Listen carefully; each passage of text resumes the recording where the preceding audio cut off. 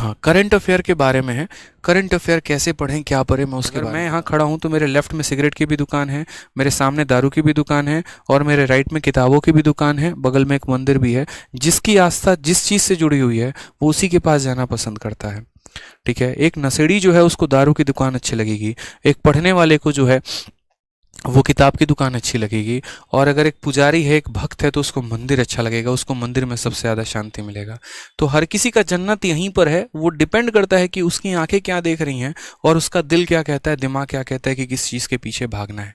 आपके पास सब कुछ है, सारा कुछ अवेलेबल है, सब आपके लेफ्ट राइट सब यहीं पर मौजूद है। अब वो चूज़ आप क्या करते हैं ये आपके ऊपर डिपेंड करता है। समझ रहे हैं?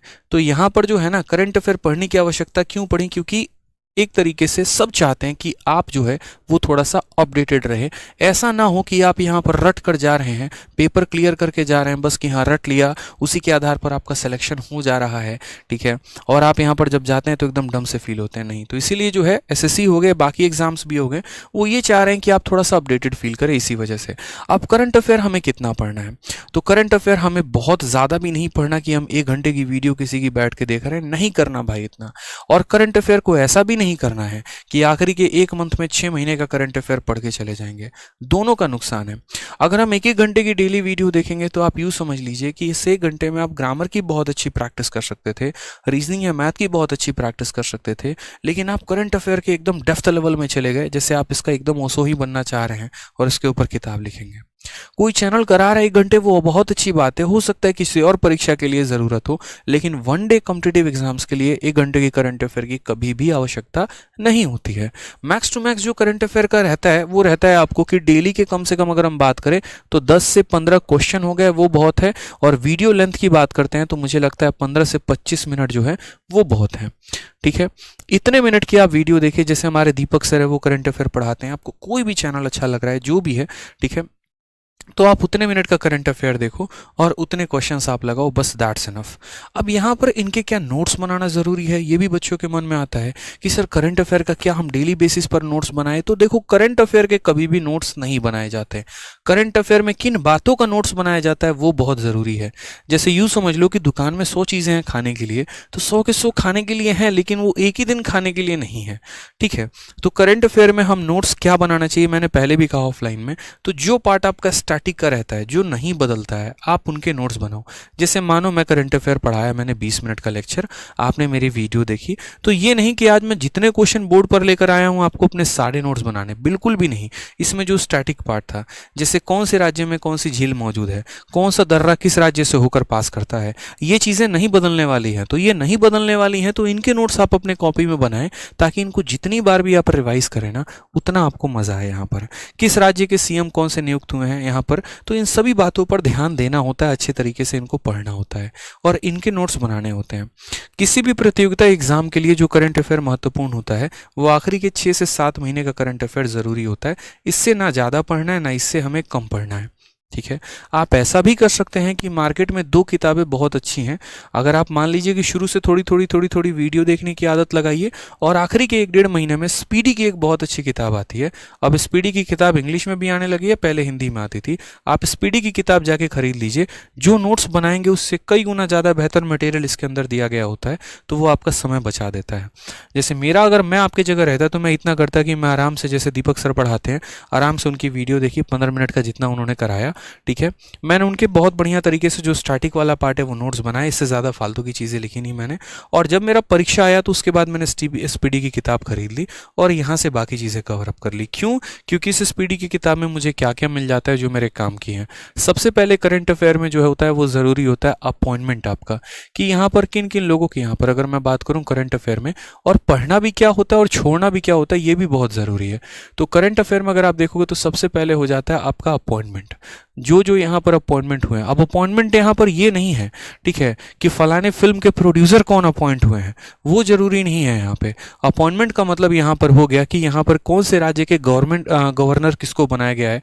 ठीक है यहाँ पर जो है वो बहुत ज़रूरी है। आनंदीबेन पटेल जो है या और भी जो लोग हैं यहाँ पर, ठीक है, या मध्य प्रदेश के यहाँ पर सीएम कौन है, या शिवराज सिंह चौहान जो है मध्य प्रदेश के सीएम बने तो कितनी बार बन चुके हैं, इस तरीके से करके जो अपॉइंटमेंट्स होते हैं उन पर काम करना होता है।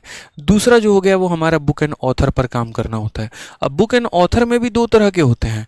एक बुक एंड ऑथर यहाँ पर ये हो गया मेरे भाई जो पहले चला आ रहा है, जैसे बाबरनामा हो गया आपका, ठीक है, तो ये जो हो गई जैसे रविन्द्रनाथ टैगोर की जितनी किताबें हो गई आपका, तो ये जो ओल्ड किताबें हो गई ना, ये एक तो इनके बारे में जो है आपको पढ़ना है। और दूसरा अभी जो नया लॉन्च हुआ है, जैसे मोदी जी ने कोई किताब लॉन्च किया, ठीक है, या फिर मान लीजिए कि किसी और पॉलिटिकल लीडर ने, शशि थरूर की किताब बैक टू बैक आते रहते हैं यहाँ पर, तो वो जो है वो आपको थोड़ा सा ध्यान रखना है बुक एंड ऑथर के बारे में कि नाम क्या है किताब का और उसको लिखा किसने है। तीसरा अगर हम करंट अफेयर में बात करते हैं यहाँ पर, तो तीसरा जो हो जाता है वो हमें PIN पर ध्यान देना होता है। अब ये PIN क्या है, तो PIN का मतलब हो जाता है पर्सन इन न्यूज़, जो व्यक्ति सबसे ज़्यादा चर्चा में है, जिसकी चर्चा ज़्यादा हो रही है। अब चर्चा का मतलब यहाँ पर ये नहीं है, ठीक है, कि किसी ने कच्चा बादाम पर डांस कर दिया तो हम उसके बारे में पढ़ेंगे, या कच्चा बादाम वाले को जो है ज़्यादा पॉपुलैरिटी मिल रही है, वायरल यही हो रहा है तो इसके बारे में ज़्यादा जानना है। नहीं मेरे भाई, ये PIN नहीं है। PIN का मतलब यहाँ पर ये हो गया कि ऑल ओवर इंडिया में जैसे अदानी हो गए, वो PIN है कि वो बहुत ज़्यादा जो है यहाँ पर ट्रेंड में है, ठीक है। कारण यहाँ पर क्यों है, क्योंकि अपने बिजनेस मॉडल की वजह से, अपने तरीकों के वजह से, जिस तरीके से उन्होंने ग्रोथ दिखाया है, तो उसमें ये पूछा जा सकता है कि फलाना इंडस्ट्री या फलाना फैक्ट्री या फलाना जो है वो किससे संबंधित है, या यहाँ पर जो है इनके ओनर कौन है, इस तरीके से करके वर्ल्ड के रिचेस्ट कौन है, एशिया का रिचेस्ट कौन है। तो जो पर्सन सबसे ज़्यादा चर्चा में होता है, कोई व्यक्ति जो है अगर मान लीजिए अपने खेल की वजह से बहुत ज़्यादा चर्चा में है तो उससे पूछा जाएगा। जैसे मान लीजिए सूर्य कुमार यादव हो गए, तो उनके बारे में पूछा जा सकता है कि डेब्यू इन्होंने कब किया हुआ था, ठीक है, इन्होंने कितने टेस्ट खेले हैं, कितने ODI खेले हैं, इस तरीके से करके। बॉलीवुड से बहुत ज़्यादा क्वेश्चन नहीं रहता है। बॉलीवुड में आपका जो क्वेश्चन रहता है वो आपका अवार्ड से रहता है, तो आपको अवार्ड में सबसे ज़्यादा फोकस करना है। अब अवार्ड में आपको दो ही जगह से ज़्यादा अवार्ड पूछा जाता है, एक तो आपका स्पोर्ट्स हो गया और दूसरा एक तरीके से फिल्म इंडस्ट्री हो गया। आप इनमें ध्यान रख सकते हैं, बाकी और कोई दूसरा ज़्यादा अवार्ड की महत्व होती नहीं है। स्पोर्ट्स में भी आपके ओलंपिक्स होते हैं, विंटर ओलंपिक्स हो गया, पैरा ओलंपिक्स हो गया, समर ओलंपिक्स हो गया। आपके अंडे यहाँ पर आपके अपने जो है इंडिया में काफ़ी अलग अलग स्पोर्ट्स होता है, उसके अंदर जो है ठीक है पूछा जाता है। तो ये स्पोर्ट्स में आपको जो है जो अवार्ड मिला है किसको, रेसलिंग में, ये भी पूछा जाता है फलाना व्यक्ति किस खेल से संबंधित है, रेसलिंग से कौन संबंधित है यहाँ पे, ठीक है। और यहाँ पर जो है मीराबाई चानू का किस खेल से संबंध है, अभी इन्होंने हाल फिलहाल में फलाने ओलंपिक में कौन सा मेडल जीता है, या ओलंपिक में भारत की जो स्थान थी वो क्या थी, इस तरीके से करके। और फिल्म में जैसे दादा साहब फाल्के अवार्ड हो गया, और भी चीज़ें हो गई, तो ये अवार्ड यहाँ से भी पूछा जाता है। तीसरा अगर हम बात करते हैं तो जैसे कोई भी इंपॉर्टेंट इवेंट्स हो गए यहाँ पर, और उसके बाद यहाँ पर जो है एक तरीके से इवेंट का थीम हो गया, ये बहुत ज़रूरी है।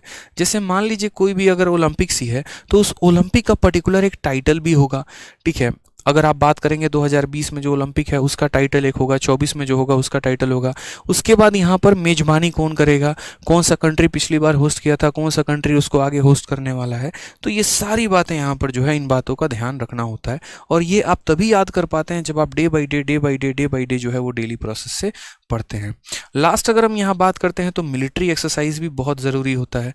जैसे अगर मैं मानो यहाँ पूछूं कि संप्रीति जो है, संप्रीति मिलिट्री एक्सरसाइज किसके बीच में होता है, अब ज़रा कमेंट बॉक्स में आप बताइए कि संप्रीति मिलिट्री एक्सरसाइज किसके बीच में होता है। फिक्स है, यहाँ पर फिक्स है कि संप्रीति फलाना फलाना देश के बीच में होगा। इंडिया और किसके बीच में होता है, चलिए बताइए। ऐसे कई सारे संप्रीति हो गए, MOU होता है, MOI होता है, मेमोरेंडम ऑफ अंडरस्टैंडिंग हो गया, इस तरीके से करके। तो ये सारी बातें जो हैं वो आपको ध्यान रखनी होती हैं। सर आप पक्के खिलाड़ी जब तक नहीं बनेंगे ना, यकीन मानिए आपसे कोई पेपर नहीं होने वाला है, ठीक है। हाँ बिल्कुल, वीडियो को लाइक भी करते रहेंगे और चैनल को सब्सक्राइब भी करते रहेंगे, ठीक है। इंडिया और बांग्लादेश, बहुत शानदार, बिल्कुल। इंडिया और बांग्लादेश का जो होता है वो आपका क्या होता है, संप्रीति मिलिट्री एक्सरसाइज होता है। ऐसे ही इंडिया श्रीलंका का भी होता है, इंडिया भूटान का भी होता है, इंडिया नेपाल का भी होता है, इंडिया अमेरिका का भी होता है, इंडिया इजराइल का भी होता है। तो ये चीज़ें पढ़नी बहुत ज़रूरी है हमारे लिए। अगर हम नहीं पढ़ेंगे यहाँ पर तो बहुत सारी दिक्कतें हमारे साथ आ सकती हैं, ठीक है। चलिए आ जाइए, अब बात करते हैं यहाँ पर नेक्स्ट जो पॉइंट आ रहा है। हाँ ठीक है, तो मुझे लग रहा है कि करंट अफेयर को आपको जो है वो डेली अपना आधा घंटा देना है। इंपॉर्टेंट पॉइंट्स के जो स्टैटिक पार्ट है उनके नोट्स बनाने हैं, और लास्ट टाइम मेरे एक अच्छी सी मैगजीन खरीद के वहाँ से तैयारी कर लेनी है भाई, ठीक है। तो यार देखो, वीडियो अच्छी लगती है ना तो लाइक ज़रूर किया करो यार। आप लोगों के लाइक से बहुत मोटिवेशन मिलती है, बहुत हिम्मत मिलती है और पढ़ाने की और अच्छा करने की और बढ़िया कंटेंट लेकर आने की। और साथ में वीडियो को हर जगह पे शेयर भी किया करो।